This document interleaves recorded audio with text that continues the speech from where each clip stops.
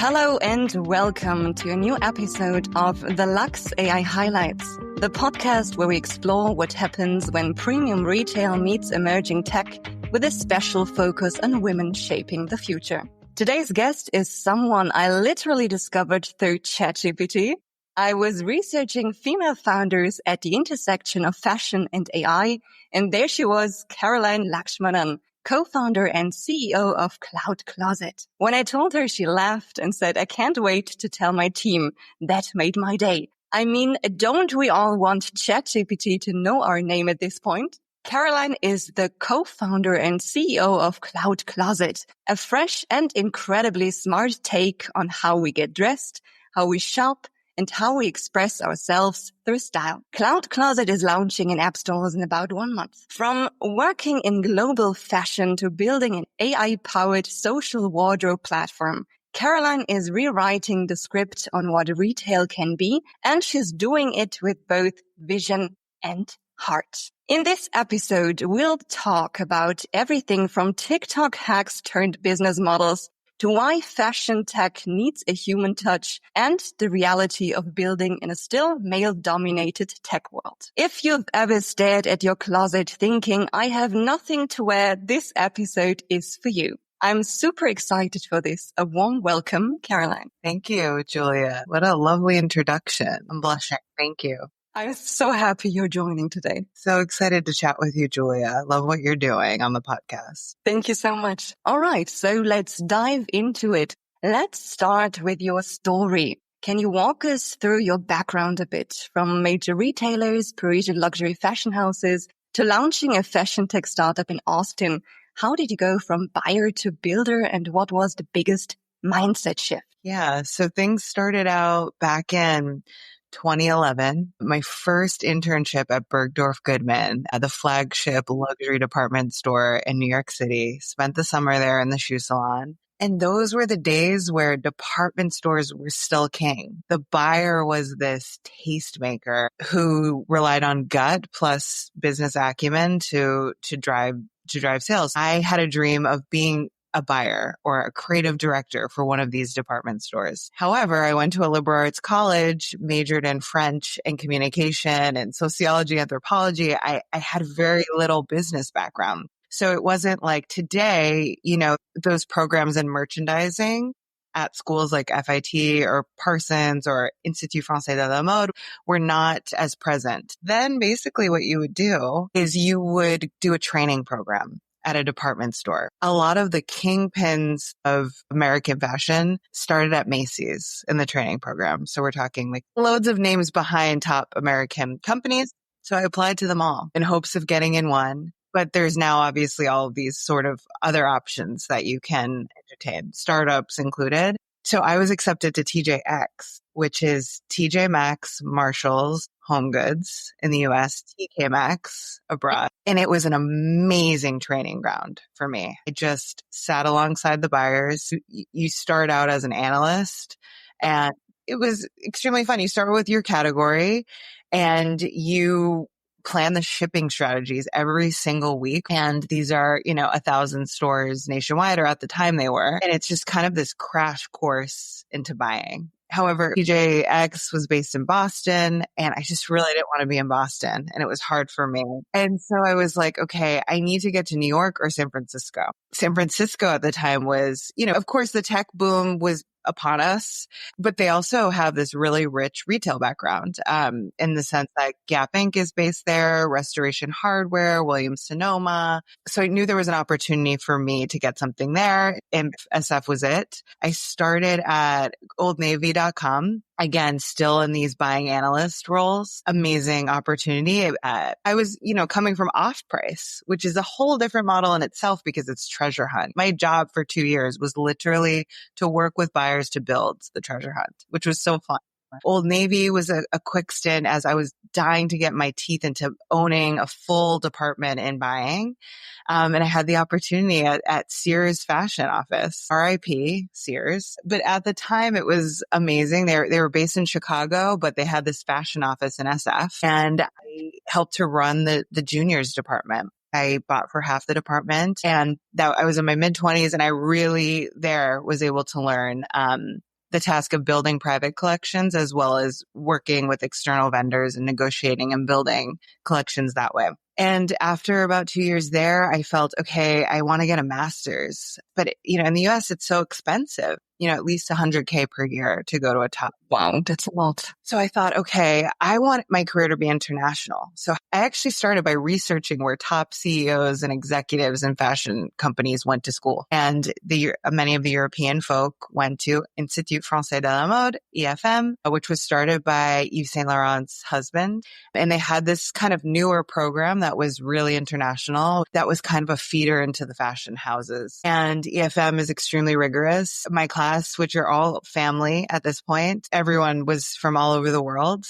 And it's just rigorous projects time after time with LVMH. We did Baby Dior, we did Kenzo. It was incredible, not just fashion, but beauty, and also moving into the luxury, accessories, watch, wine sphere. And from there, I was able to secure a spot at Celine, which was my dream job at the time. I was the last person in the class to be placed. I thought I had packed my bags, was about to leave Paris. And this was under Phoebe Philo, who at the time was my guru for the work I wanted to do. About a year on collection retail merchandising, where you work with design, retail, you oversee the buying teams, the global buying teams. Then I was recruited to work for Christian Louboutin.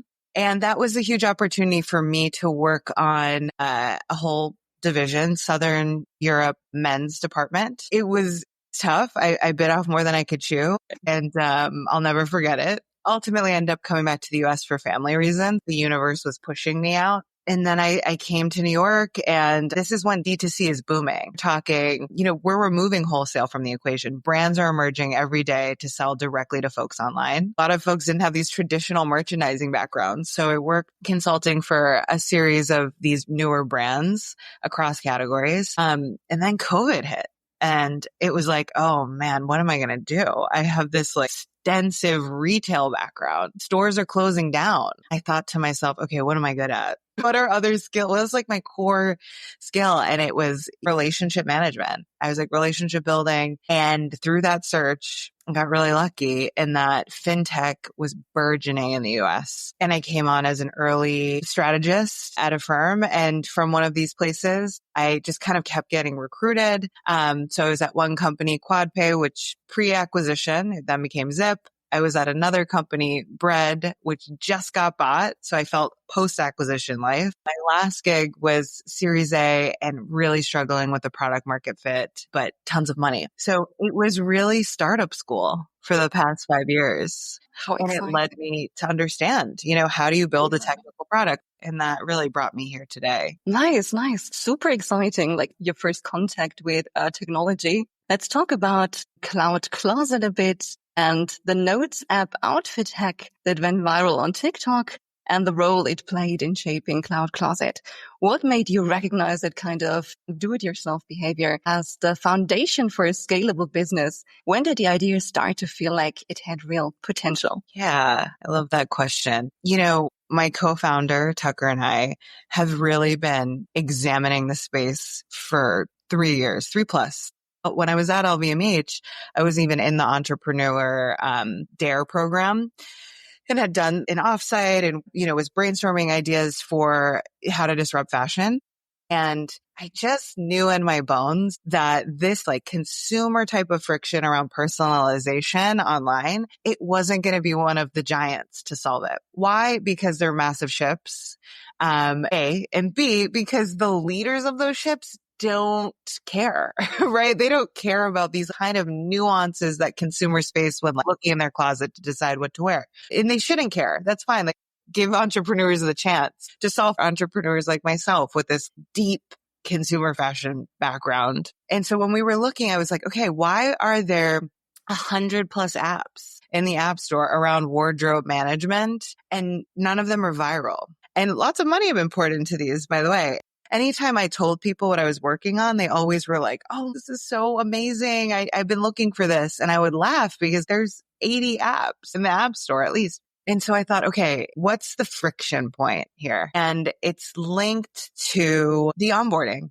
UI, UX, it's not even about the tech is what I learned. I knew it was the formatting. you're going in there and you're overwhelmed, right? And it's feature factories. There's so many amazing things. And I get it as a founder. People, when I tell them what I'm building all the time, are like, well, did you think of this? And add in this. And, oh, I wish I had that. Even investors. And I have to say, like, we need to start here. And then we can branch and discover. Ultimately, this onboarding is attached largely to forcing you to take the individual pictures of items. And there are groups of folks who love this and live for this, and they're largely fashionistas. But as with my TJX background, Gap, Sears, I just put myself in the head of just the average shopper. She spends $100 a month, $1,500 a year. And how does she shop? She goes to TJ Maxx if she's in the US. I know that she buys from her friends, and that she sees her friends wearing something and they exchange. And I thought there's no format for this outside of course,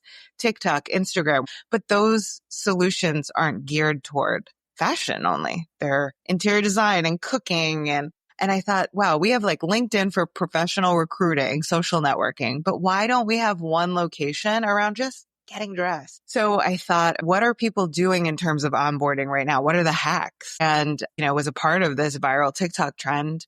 I took my selfies and you make them a sticker and then you put them in your notes app. That sounds so fun. And it's so cute. And I was like, but this is still cumbersome. I have to make the picture small. You have to copy it, move it to the notes app. And I was having trouble shrinking. And you lose interest, right? Exactly. So I got I call them outfit playlists. Chanel shoes looks, shorts looks. I got 2 done. And I sent a screenshot to my friends. And they were like, oh my God, we love that. But what are you doing? And I described it. And they're like, oh, we would never take all the time to do that. And I thought, okay, this is what we need to solve for. We know there are 160 million comments and views on these TikToks. We know that there are over 100,000 videos on this trend. So we know the users are there, and we'll target those users in the go-to-market strategy. And also to think this is a treasure trove of data. This is not what you searched. This is not what you bought, because those things aren't indicative. And that's what these big tech companies don't fathom. Just because I searched that or bought that does not mean it doesn't collect dust. And also the tagging mechanism. And then I thought, this isn't shoppable. This is the perfect way to purchase things, to find and discover new things. Why? Because I'm wearing an outfit right now that I like, but it could be better. It's those moments of you're about to leave the house and you're texting your friends, which shoe is better, the right or the left? Do I need a belt? Should I tuck my shirt in? This purse cute, or should I go no purse, tote bag? All those questions happen to me every day. And I know other people feel the same. And I thought, okay, there's no true format for this. So over the past 9-10 months, I've been deep in the fashion substacks. And that was the impetus of this too. I was all day, every day in these chats. People are asking, how do you style this? Should I buy, keep, or sell this? Where do you guys get your underwear? Seriously. But this is representative of how hungry consumers are for opinions as we've moved online. So if we go back to the start of my career, commerce was just this nice to have, it was, I want to say less than 20% of most businesses. TJX is a different story. They started online while I was there. And that's a very in-person experience. But nonetheless, as we moved online in the past 5 years, I was like, wow, okay. And we're still relying on the same techniques of just searching Google. And I knew these AI agents aren't the solve. It's just, yeah, lovely to have. Let's ask ChatGPT. I love you, ChatGPT. But how is that helping me? I want to know how Julia in California feels about the Miu Miu shoes, their fit, versus ChatGPT telling me. There's just something to that will never go away.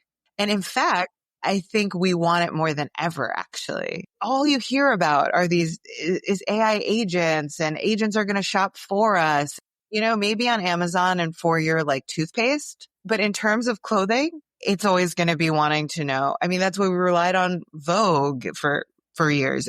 We used to shop off of mannequins, right? Or catalog. And that was how you got your look. Yeah, true. Influencers solve for this, which influencers are amazing. And platforms like to Know It and Shop My are great. But I found myself too, I buy whatever the influencer has presented to me. But then I get it. I'm like, I don't have enough for this. For this very look. I don't have the pieces ready. Or not to mention the body type, right? Also plays a big role here, definitely. Exactly. Yeah. It's such a fun story behind Cloud Closet, how it came to life. So there's a stat that I love, which is Cloud Closet users created 4,000 outfit playlists in just 2 months after launching the MVP. So cool. Congrats on that. What surprised you most about how people are using the platform? Yeah, that's a really good question. So we have about 25 people who use it every single day. And why? Yes, I have my reasonings to even like overlap on the existing behavior that we capitalized on. The people, our power users, are people who already have thousands of outfit selfies in their phone that are just living in albums. So they just love this documentation type piece. And I'm somebody who I actually didn't operate that way pre-Cloud Closet. And I started obviously because I built this company and I had to experience it, but it came to the point where it became really natural.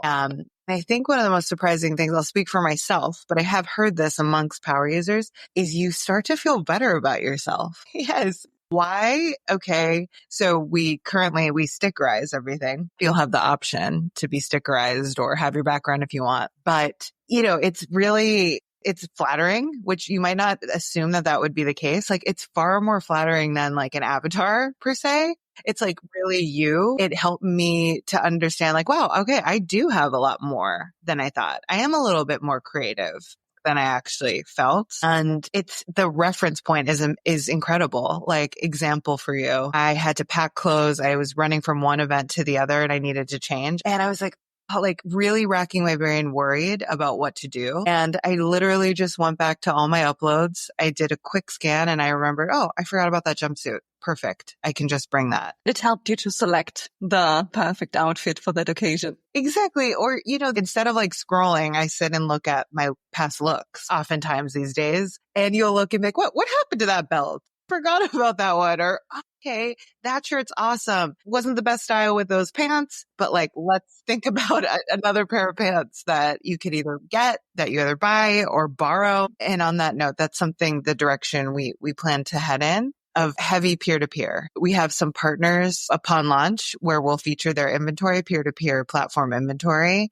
In the US, it's really taking off of folks who are excited to lend these pieces that they otherwise wouldn't be wearing. Another thing I learned, I'd say, of like in my conversations with power users and general users, everyone was asking for this ability to be able to buy and borrow from people that they know. It's also taking off because it's also very sustainable, reusing clothes. You've recently said that fashion is the simplest creative act we all do. In the context of AI stylists and emerging tech, how do you approach keeping creativity and human touch at the core? Is there anything you would like to add? Yeah, I love that question, Julia. I think that's the existential crisis, if you will, of this emergence of AI technology. It's our friend, right? It's amazing. It's changing the way that we work. However, it's a tool. It's just a tool that we need to use. It's not replacing us. It's creating jobs that we never knew existed. And we just need to harness it. And that's what I thought and set out when building this of like, okay, I've never been one to feel the fear of AI coming. That's good to have a positive take on it and just to exploit it because it can do so much for you. Exactly. And it's moving so fast, but like, I see, like if you go today into ChatGPT and you ask about styling stuff, like it's just decent. It's not fantastic. And even these like new platforms that have raised tens of millions of dollars that are utilizing AI for search, it's just not there. And I think it'll get there to a better point, but I think it'll get there with the help and input of human touch. Understood. And that's what you leverage. Yeah. And I think emotion, love. How is AI going to solve it? It just can't. So that's our superpower as humans. And I think too, we're so exposed, we're so online more than ever, right? So community is going to increasingly become currency. We're building Cloud Closet with that in mind. How that manifests, I'm not exactly sure, whether that's via our group chats, via shared closets, whatever, but maybe it's a membership, eventually, because we are eager of being exposed in all areas of our lives. People are going to look for these communities that offer like a scarcity. So, we can't always be targeted by ads, right? True. So you do believe that social component, that social commerce will definitely be relevant in the future, especially for women? Yes, social commerce is growing 3 times faster than regular e-commerce apps. And if you think about it, who owns social commerce right now? It's Meta, it's Pinterest, it's TikTok. TikTok in the US, we've not been sure of its future. I'm sure it's going to remain live and relevant. But that was where I thought, these 3 players can't be the only ones owning this. That doesn't make sense. And how are they operating today? And it's all presenting us things without any context. Yes, the algorithm is showing you brands that you would be interested in or influencers you would be interested in, sure. But there's no tie back to what you're wearing, right? Forget what you bought. Sure, it could be to what you bought, but buying, that's not enough. That's not enough. So there's that component of social. I think it just is so untapped. And when you think about why is social commerce growing 3 times faster, there's no magical stickiness associated with a regular shopping app. Even Kim Kardashian's Skims app, I've heard through the grapevine of friends and that there's even that conversion issue there of folks going to shop her app. And coming back. And it makes sense because if you think about it, even back to the beginning of my career, people went to Barney's, people went to Bergdorf Goodman for these discovery magical experiences. How are we presenting those today? How do those live? And I think, these platforms like Cloud Closet are actually going to replace the multi-brand retailer. Fingers crossed. Let's manifest that. Love it. All right. Let's mix it up with a bit of a different question. As a woman building a tech company in a male-dominated space, have you encountered moments where you felt underestimated? And if so, how did you navigate that? Okay. My gosh. I knew it would be bad, but I didn't know how bad.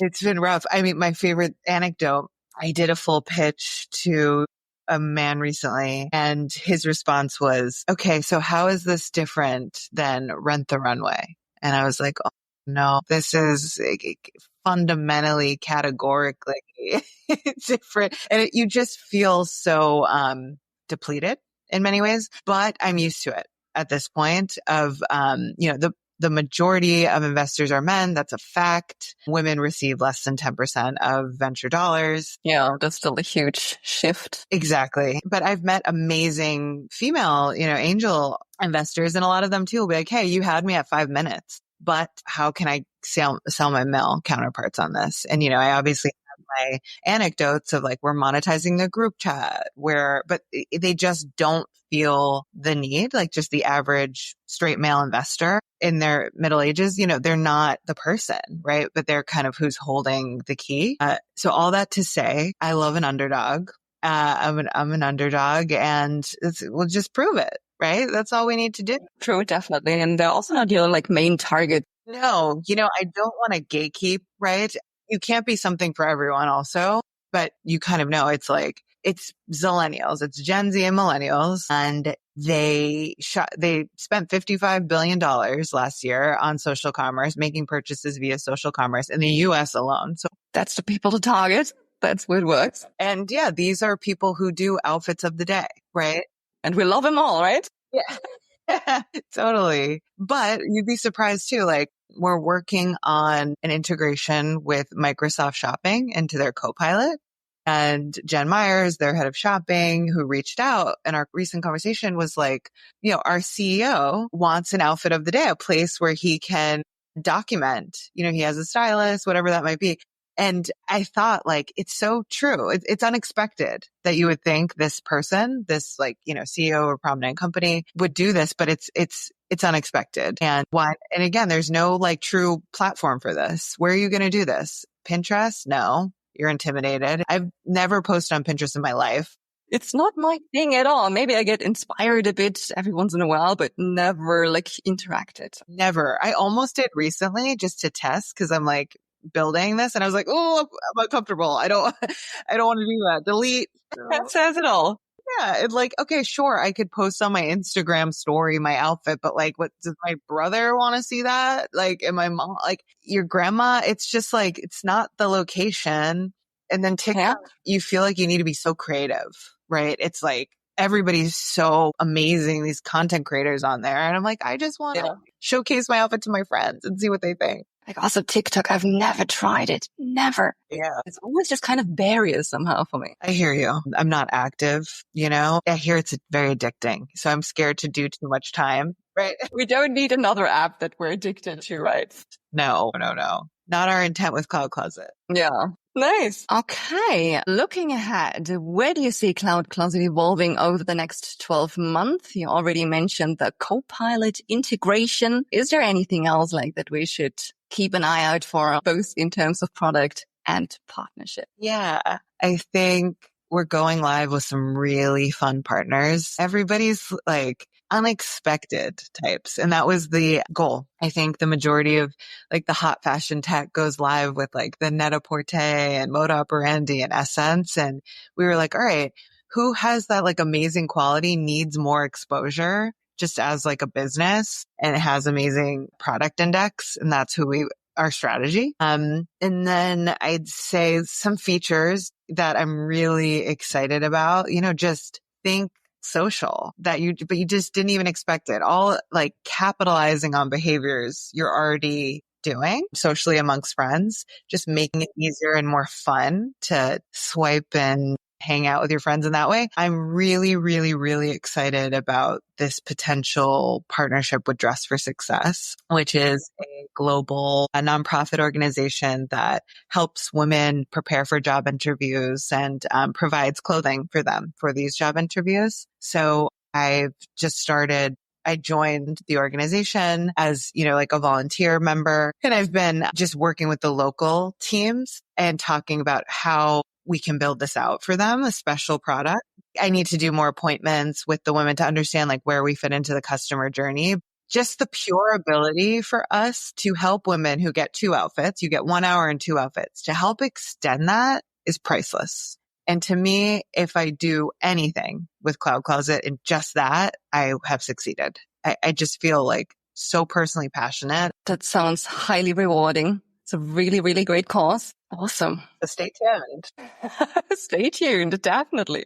Was it important for you to build in that social impact layer from the start, or did it just like develop throughout the process? Such a good question. It was not on my radar, because I have too many things on my radar. I feel you. But the truth is, I've been networking relentlessly.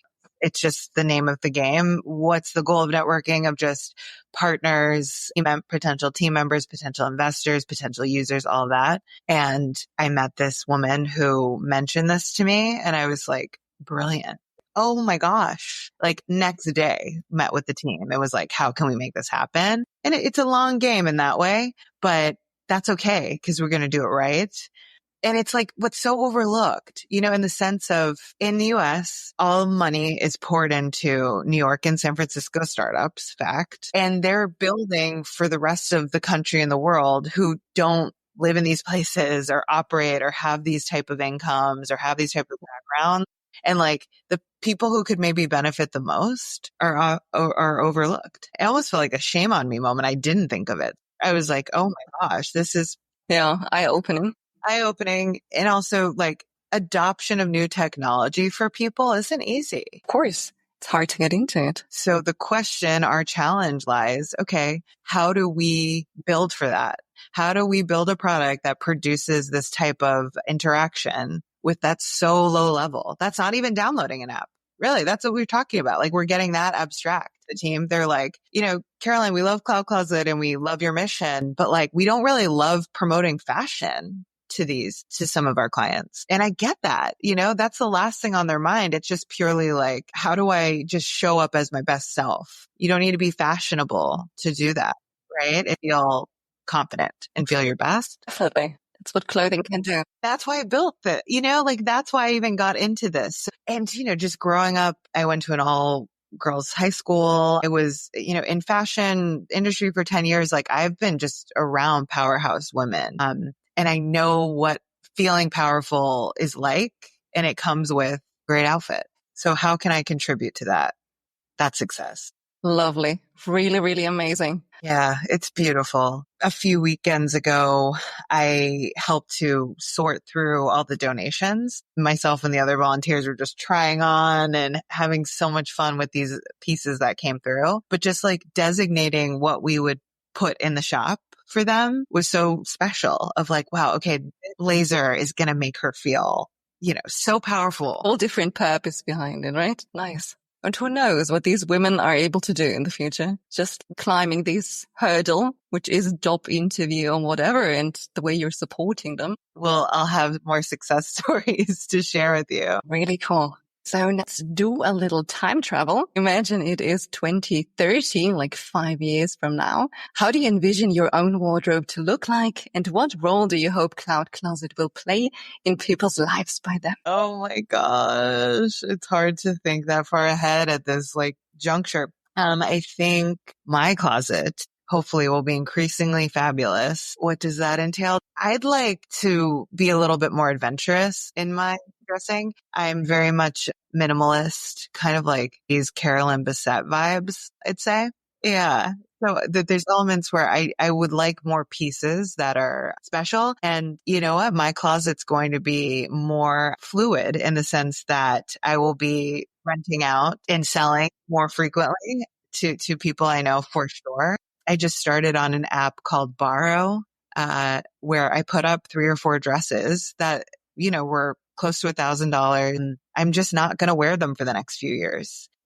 Getting requests for people to rent them from me for $50 is just awesome and exciting. I want to do more of that. And, how will Cloud Closet look? The grand question. I think we will be the social shopping destination globally where you come for discovery and you to interact with your friends over your clothing choices. Love it. You have to dream big, right? Big visions. That's how it works. And I really keep my fingers crossed. All the best luck for that to really happen. All right. You've described yourself as a global citizen, which I love because same. Are there any upcoming travel plans, either related to Cloud Closet or personal, that you're particularly excited about? Yeah.